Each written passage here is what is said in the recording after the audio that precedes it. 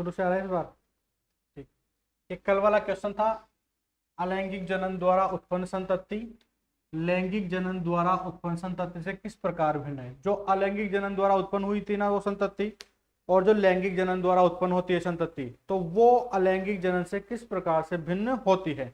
तो देखो अलैंगिक जनन में तो क्या था कि अलैंगिक जनन द्वारा उत्पन्न जो संतति है वो आनुवांशिक और आकारिकी रूप से जनक जीव के समान होती है।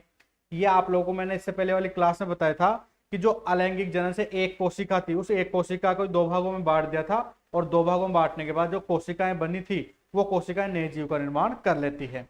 तो वो जो दोनों कोशिकाएं वो आनुवांशिक और आकारिक रूप से किसके समान थी, जनक जीव के समान थी। जबकि लैंगिक जनन में ऐसा नहीं होता है। लैंगिक जनन में तो क्या है कि जो उत्पन्न होने वाली संतति है वो आनुवांशिक और आकारिक रूप से क्या है, जनक जीव के समान नहीं होती है, क्योंकि उसमें शुक्राणु और अंडाणु का संलयन होता है। तो जो कोशिका बनती है उसमें शुक्राणु के भी जीन आते हैं, अंडाणु के भी जीन आते हैं, तो उस कोशिका में दो जीवों के जीन आ रहे हैं। तो जो वो उत्पन्न होगी संतति वो उन दोनों से भिन्नता लिए हुए होती है, ठीक है ना। तो वो जनक जीव के समान नहीं होती है। तो इस क्वेश्चन का आंसर ये। अब अगला टॉपिक है इसमें अलैंगिक जनन के प्रकार, ठीक है। तो अलैंगिक जनन का पहला प्रकार क्या है, खंडन। अब ये खंडन की जो मैं बात बता रहा हूँ 5 में होती है मुख्य रूप से।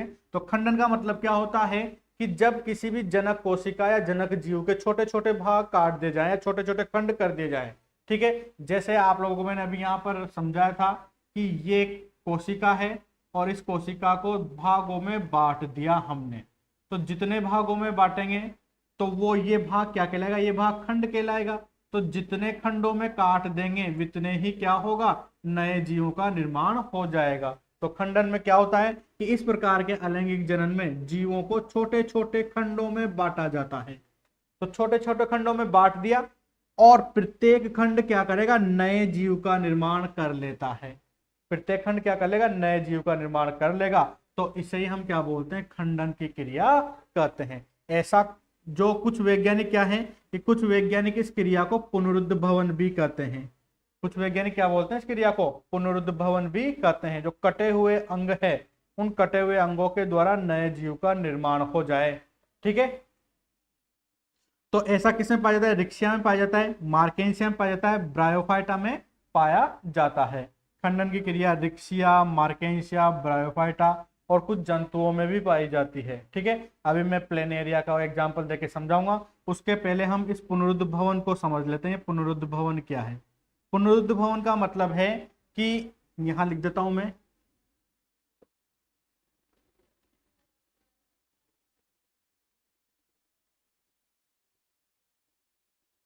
पुनरुद्भवन।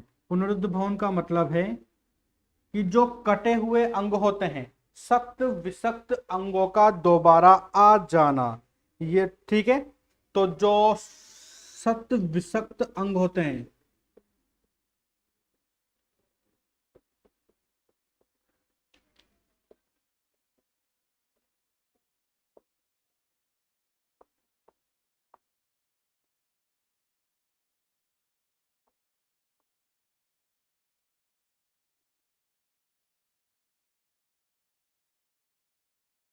सख्त विषक्त अंगों का दोबारा आ जाना क्या कहलाता है, पुनरुद्भवन कहलाता है।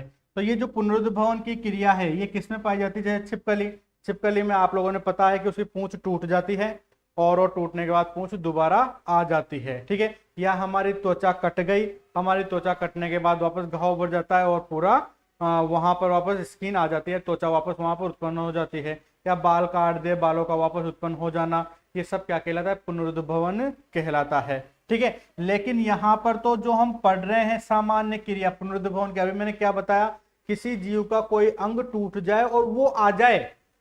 मैंने ऐसा नहीं कहा कि किसी जीव का कोई अंग टूट जाए और वो टूटा हुआ अंग नए जीव का निर्माण कर ले, ठीक है। डेफिनेशन तो क्या बोलती है कि सख्त विषक्त अंगों का दोबारा आ जाना पुनरुद्भवन कहलाता है। मतलब टूटे हुए अंगों का दोबारा आ जाना, या कोई कटे हुए अंग या फटा हुआ अंग, कटा फटा जो अंग होता है वो दोबारा आ जाए, उस क्रिया को पुनरुद्भवन कहते हैं, ठीक है। लेकिन कुछ वैज्ञानिकों ने एक दो एग्जाम्पल देके इसको समझा दिया कि जैसे अभी मैं बताने वाला हूं, एक तो प्लेनेरिया का बताऊंगा मैं इसमें।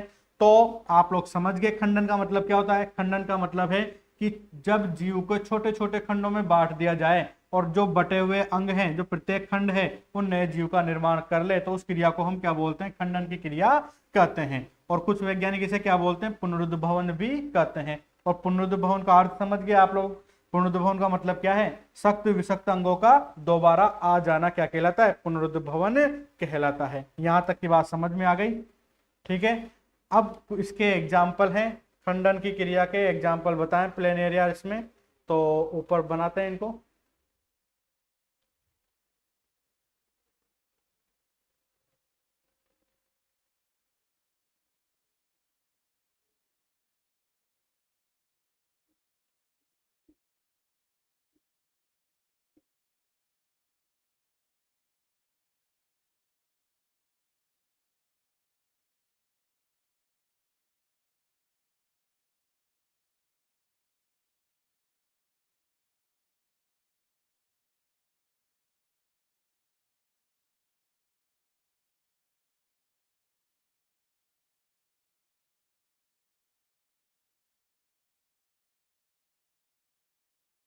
प्लेन एरिया में अलैंगिक जनन की क्रिया। ठीक है। प्लेन एरिया में अलैंगिक जनन का मतलब क्या है? कि प्लेन एरिया में ये पुनरुद्भवन की क्रिया के द्वारा बताया गया है। तो इसमें क्या होगा कि कोई एक जीव है, उस जीव को क्या करेंगे कि चाकू के द्वारा उस जीव के भागों को काट देंगे, और प्रत्येक जो कटा हुआ भाग है वो प्रत्येक कटा हुआ भाग नए जीव का निर्माण कर लेता है। जैसे मैं आप लोगों के सामने एक डायग्राम बनाता हूं।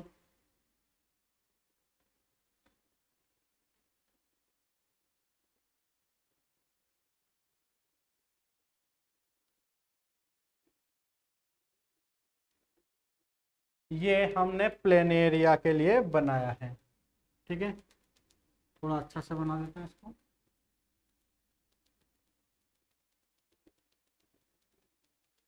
ठीक है साहब। अब सबसे पहले हम क्या करेंगे? इस प्लेन एरिया को चाकू के द्वारा 3 भागों में काट दिया। ठीक है। एक तो ये इसका शीर्ष वाला भाग, ठीक है, और एक ये इसका मध्य वाला भाग, और एक ये इसका नीचे वाला भाग। ठीक है। परिभाषा क्या थी? सख्त विषक्त अंगों का दोबारा आ जाना पुनरुद्भवन कहलाता है। और खंडन की क्रिया में क्या था? कि खंडन में क्या बताया था इन्होंने? कि जीवों को छोटे छोटे भागों में बांट दिया जाए, और बटे हुए जो भाग है या जो बटे हुए खंड हैं वो नए जीव का निर्माण कर ले, तो उसे खंडन कहते हैं। और कुछ वैज्ञानिक इसे क्या बोलते हैं? पुनरुद्भवन भी कहते हैं। तो इसमें क्या है कि देखो ये जीव है, और इस जीव को छोटे छोटे भागों में बांट दिया, 1 भाग, 2 भाग, 3 भाग में बांट दिया। ठीक है। अब ये क्या किया? ये जो बटा हुआ भाग है वो क्या कर लेगा? नए जीव का निर्माण कर लेगा। ये देखो, ये नए जीव का निर्माण कर लिया। ये क्या कर लिया इसने? नए जीव का निर्माण कर लिया। अब देखो, जो बना रहा हूं ना उसको अंडरलाइन कर रहा हूं मैं, भाई ये वाला भाग मैंने बनाया है। तो जहां जहां ये लाइनिंग है इसका मतलब है कि ये नया वाला भाग है। ठीक है। ऐसे ही यहां पर, और ऐसे ही यहां पर, ये कटे हुए अंगों का दोबारा आ जाना। ये कटे हुए अंग दोबारा आ गए हैं, और इसमें ये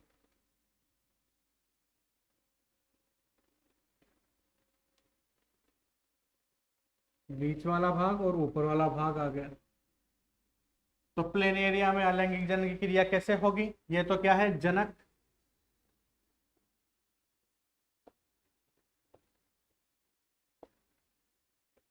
और ये तीनों क्या है? संतति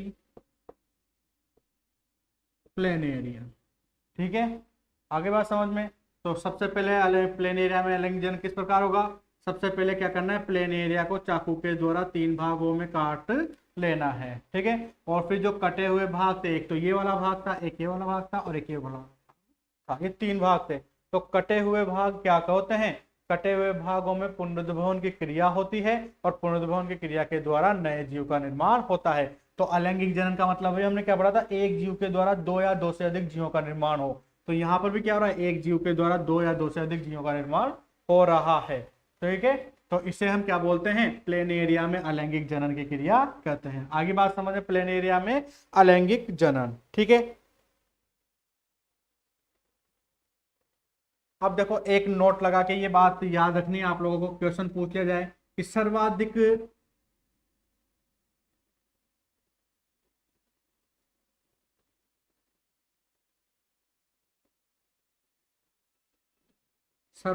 पुनरुद्भवन की क्रिया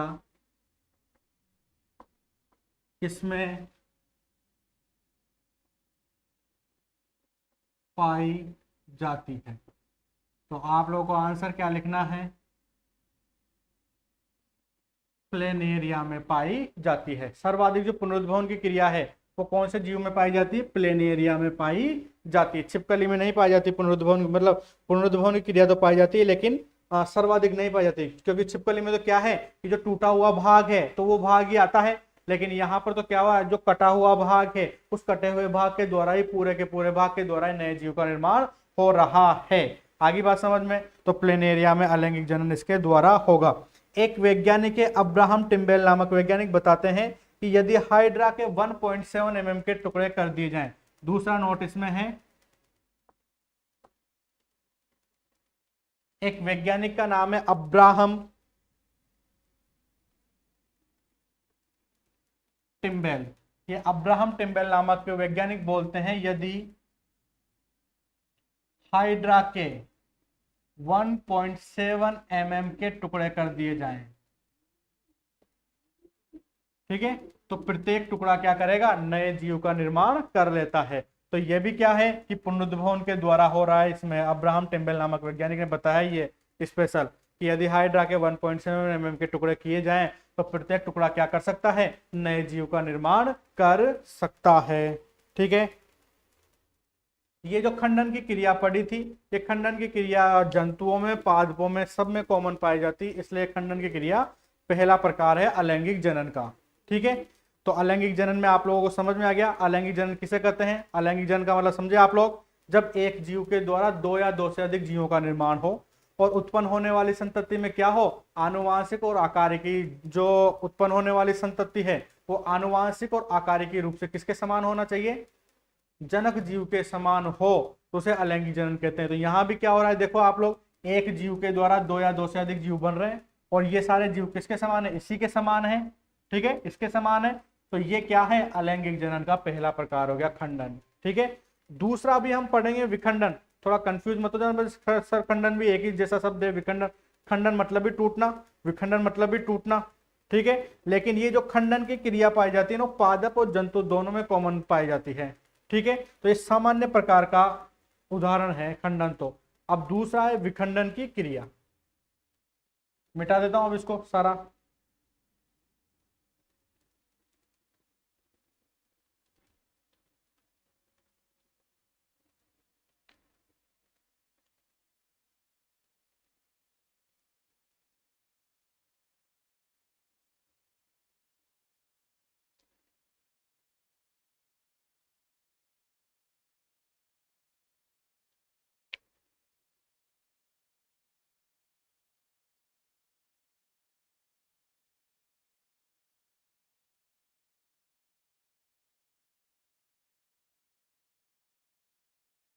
दूसरा प्रकार है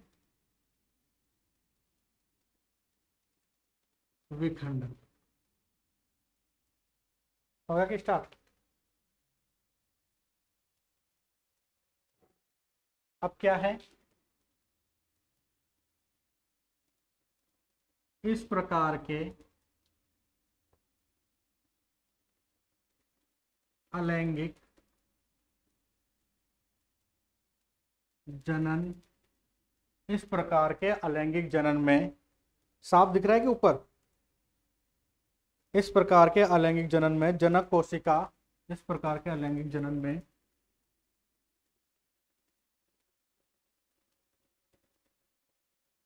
जनक कोशिका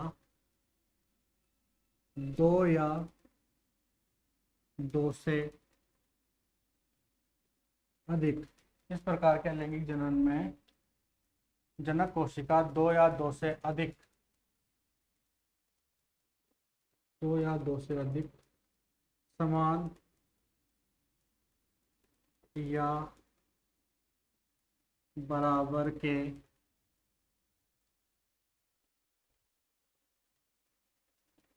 समान या बराबर की कोशिका में विभक्त होकर नए जीव का निर्माण करती है तो उसे विखंडन कहते हैं। ठीक है, तो विखंडन का मतलब क्या हो गया कि इस प्रकार के अलैंगिक जनन में क्या होगा कि जो भी जनक कोशिका है वो या तो दो भागों में बटेगी या दो से अधिक भागों में बटेगी, और जो दो या दो से अधिक भाग में बटी हुई कोशिकाएं हैं वो कोशिकाएं क्या करेंगी, नए जीव का निर्माण कर देती हैं। तो इसको हम क्या बोलते हैं, विखंडन कहते हैं। विखंडन दो प्रकार का होता है। विखंडन दो प्रकार का होता है। नंबर एक द्विविखंडन और नंबर दो बहुविखंडन।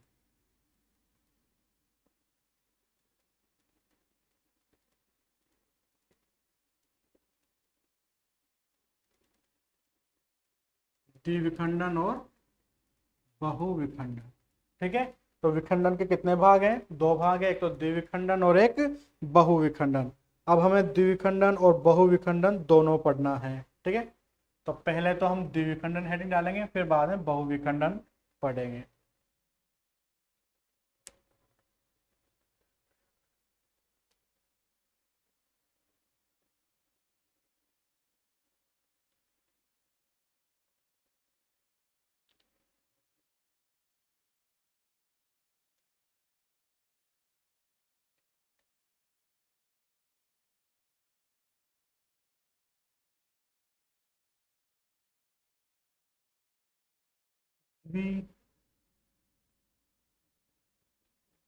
द्विविखंडन,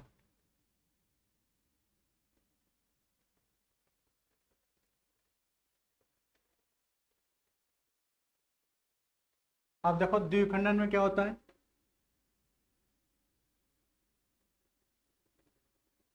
इस प्रकार के अलैंगिक जनन में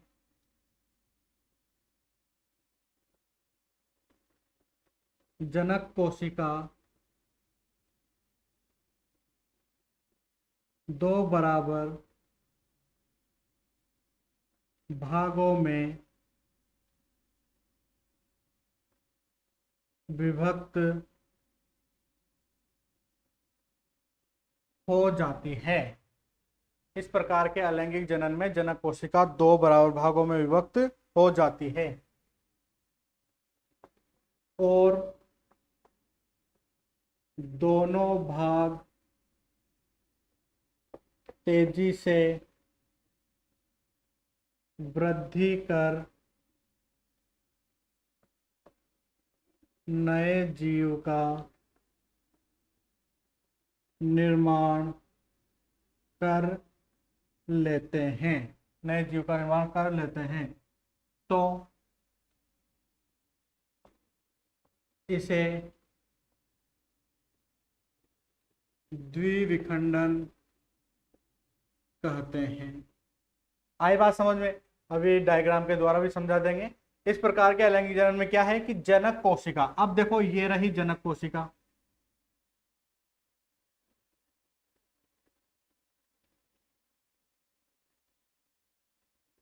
ये कोई एक जनक कोशिका है। ठीक है, इस जनक कोशिका का नाम दे देते हैं हम अमीबा कोशिका।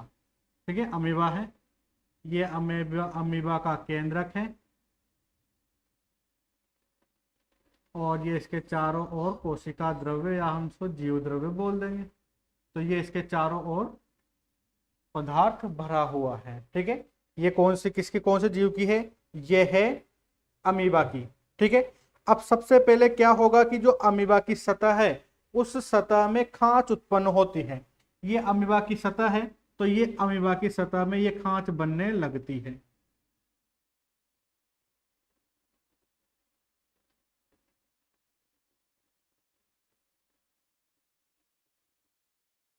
ये खांच बनने लगती है।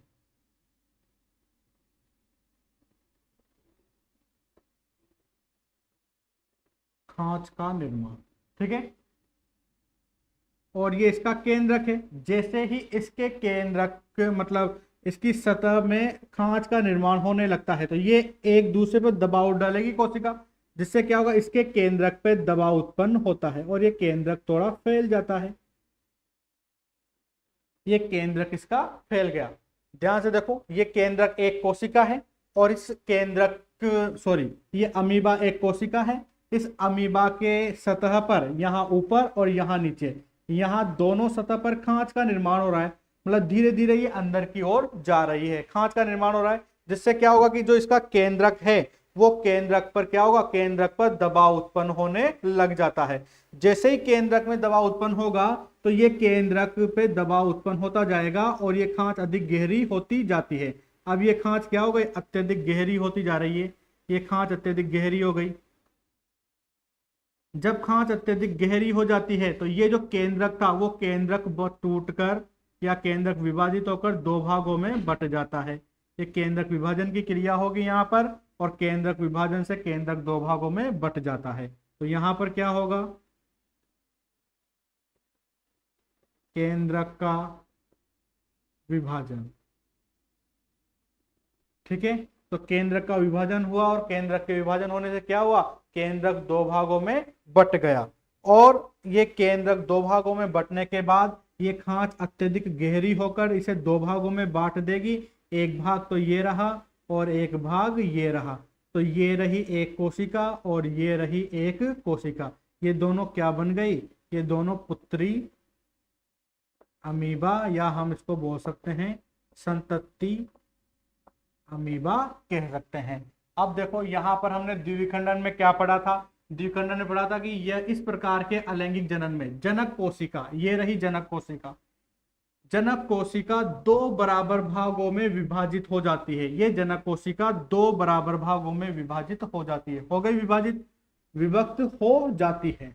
और दोनों कोशिकाएं, और ये दोनों कोशिकाएं क्या करेंगी, तेजी से वृद्धि करके, ये तेजी से वृद्धि करके नए जीव का निर्माण कर लेती है। ये विभाजित हुई कोशिका क्या करेंगी, ये पुत्री अमीबा तेजी से वृद्धि करेंगे और क्या करेंगे, नए जीव का निर्माण कर देती हैं। तो इसे ही हम क्या बोलते हैं, द्विविखंडन की क्रिया करते हैं। और द्विविखंडन से जो नाम आ रहा है इसका द्विविखंडन, द्विविखंडन का मतलब है केवल एक कोशिका से दो ही जीवों का निर्माण होता है। तो ये अमीबा में इस प्रकार की क्रिया पाई जाती है। आगे डायग्राम के द्वारा भी समझ में, यह तो था द्विविखंडन, ठीक है। बिल्कुल सिंपल सा डायग्राम है, कोई दिक्कत नहीं है।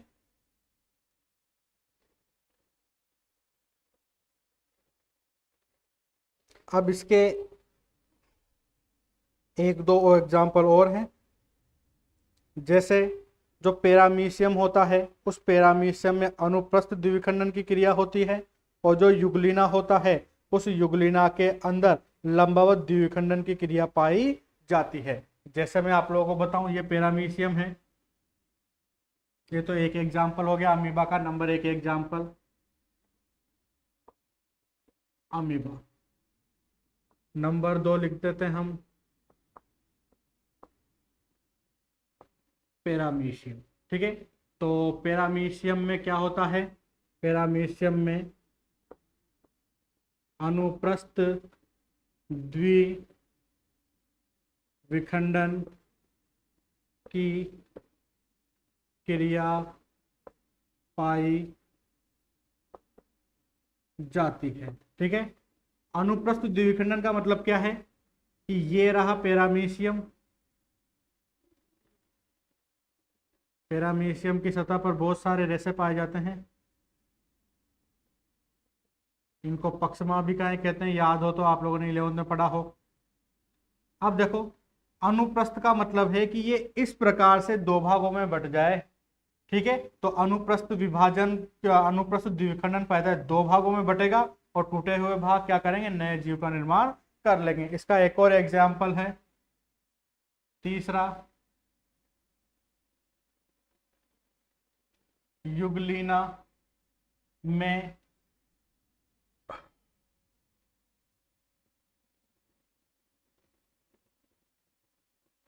अनुदैर्ध्य द्विविखंडन की क्रिया पाई जाती है। अब ये रहा युगलीना का डायग्राम।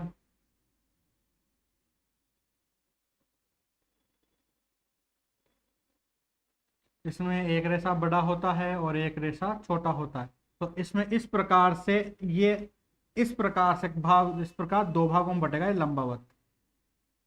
ठीक है, तो इसे हम क्या बोलते हैं, अनुदैर्ध्य विभाजन कहते हैं। तो दो भागों में बटेगा इस प्रकार से, और टूटे हुए भाग क्या करेंगे, नए जीव का निर्माण कर लेंगे। तो ये तो किसका एग्जाम्पल हो गया, द्विविखंडन की क्रिया हो गई। आगे बात समझ में, एक बार और बताता हूं मैं। सबसे पहले क्या होगा, अमीबा। अमीबा की सतह पर क्या होगा, खांच का निर्माण होगा। ये खांच धीरे धीरे क्या होती जाएगी, गहरी होती जाएगी, जिससे केंद्रक पर दबाव डलेगा। दबाव डलने से केंद्रक दो भागों में टूट जाएगा। ये खांच अत्यधिक गहरी होकर दो भागों में बट जाती है, और टूटे हुए केंद्रक भी दो भागों में विभाजित होकर नई कोशिकाओं का निर्माण कर लेते हैं। आगे बात समझ में, ये तो है पूरी द्विविखंडन की क्रिया। ठीक है, अब दूसरा पढ़ेंगे हम इसमें बहुविखंडन।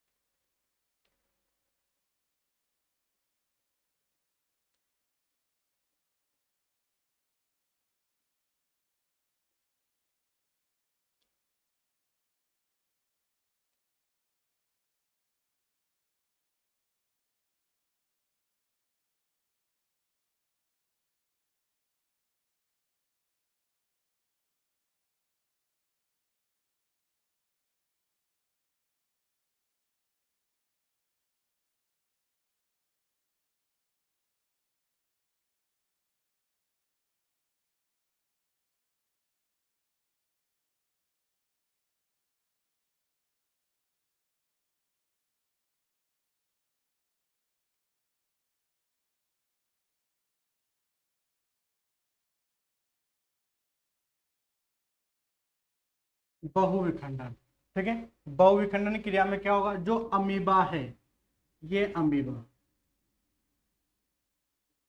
ये प्रतिकूल परिस्थितियों में, अनुकूल परिस्थितियां जब होंगी, जब इसे पर्याप्त मात्रा में नमी मिलेगी, पर्याप्त मात्रा में जल मिलेगा, तो जब तो ये कौन सी क्रिया करेंगे, द्विविखंडन की क्रिया के द्वारा लैंगिक जनन करते हैं। लेकिन जब परिस्थितियां इसके अनुकूल नहीं हो, तो जब प्रतिकूल परिस्थितियां हो, तो प्रतिकूल परिस्थितियों में क्या होगा कि ये जो अमीबा है, इस अमीबा के चारों ओर एक कठोर आवरण का निर्माण हो जाता है। इस कठोर आवरण को हम क्या बोलते हैं, सिस्ट, या क्या बोलते हैं हम इसको, पोटी कहते हैं। सिस्ट या क्या बोलते हैं, पोटी कहते हैं। ठीक है, फिर इसके बाद सिस्ट या पोटी बनने के बाद इस केंद्रक के अंदर बहुविभाजन की क्रिया होती है। केंद्रक में क्या होगी, केंद्रक में बहु विभाजन की क्रिया होती है। अब बहुविभाजन की क्रिया होगी, जिससे क्या होगा, ये केंद्रक लगभग 200 से लगभग 600 केंद्रक में बट जाता है। कितने भागों में बढ़ जाएगा ये, 200 से लगभग 600 भागों में बट जाता है। 200 से 600 भागों में बट जाता है। अब आप लोगों को पता है कि गुब्बारे के अंदर गैस भरे जाएंगे तो क्या होगा, गुब्बारा फट जाएगा। ऐसा ही इसमें होगा, जब इसको एक केंद्रक में 200 से 600 खंड बनेंगे, तो धीरे धीरे क्या होगा कि जो इसकी सिस्ट या पूटी है, इसकी सिस्ट या पूटी पर क्या होगा, सिस्ट या पूटी पर दबाव लगता है। सिस्ट या पूटी जो इसके बाहरी आवरण है, इसमें क्या लगता है, दबाव लगता है, और दबाव लगने से क्या होता है, ये सिस्ट या पूटी फट जाती है। ये सिस्ट या पूटी क्या होती है, फट जाती है। और सारे के सारे केंद्रक क्या होते हैं, बाह्य वातावरण में आ जाते हैं। तो जितने भी खंड बाहर आएंगे उतने ही क्या होगा, संतति अमीबा का निर्माण होगा। ठीक है, तो बहुविखंडन पढ़ रहे हैं। द्विविखंडन का मतलब तो क्या था, जब एक जीव के द्वारा दो संततियों का निर्माण हो तो उसे तो हमने द्विविखंडन कहा था। और बहुविखंडन किसे कहेंगे, जब एक जीव के द्वारा दो या दो से अधिक, ठीक है, दो नहीं बोलेंगे अब हम बोलेंगे कि जब एक जीव के द्वारा दो से अधिक संततियों का निर्माण हो तो उसे हम क्या बोलते हैं, बहुविखंडन की क्रिया कहते हैं। और ऐसी क्रिया किसमें पाई जाती है, ऐसी क्रिया पाई जाती है अमीबा के अंदर पाई जाती है। ठीक है, अमीबा के अंदर। और दूसरा इसका एग्जाम्पल है प्लाज्मोडियम के अंदर पाई जाएगी। इसका एक और एग्जाम्पल है